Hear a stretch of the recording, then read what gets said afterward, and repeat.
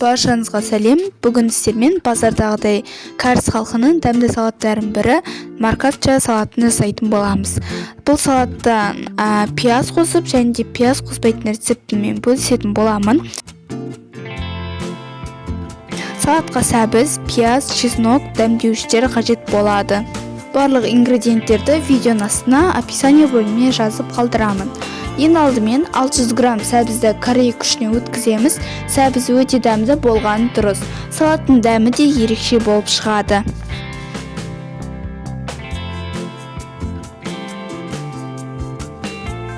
Сосын бір шай қасық тұз саламыз сәбізге және де жақсылап қолымызбен араластырамыз. Жақсылап арасына ашып, араластырып, суы шыққанша 15 минутқа қоямыз. Қатты езбейміз, сәбіз осы ұзын қалпында болуы керек.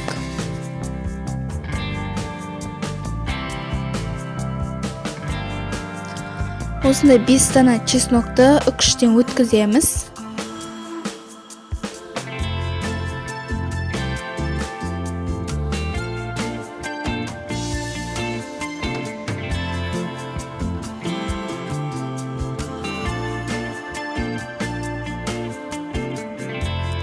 Енді пиязды да ұсақтап тураймыз. Табаға май құйып, қызарғанша қуырамыз.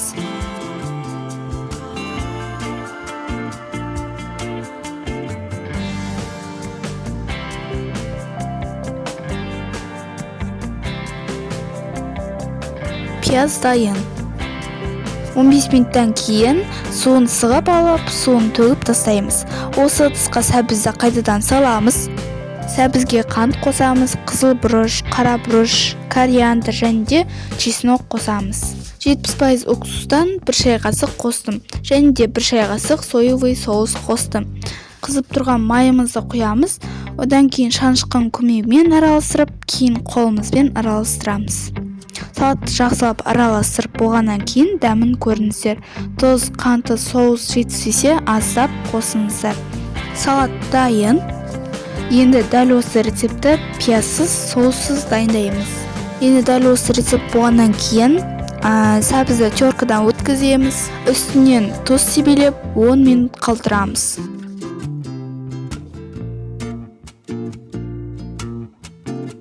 Енді табаға май құямыз. Үстіне біраз қасық паприка саламыз. Одан кейін майды қызартамыз.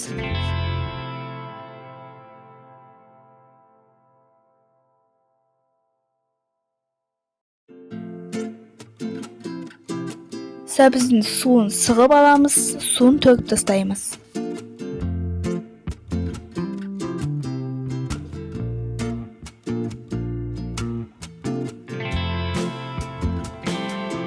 Енді сәбіздің үстіне чеснок, кориандр, қара бұрыш, май құйып араластырамыз.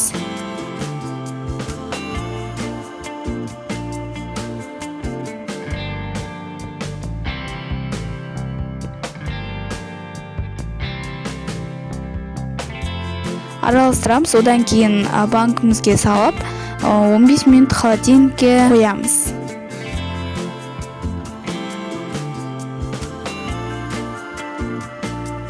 Мінеки екі салатымыз да дайын. Біреуіне пияз қосып және де біреуіне пияз қоспайтын рецептімен бөлістім.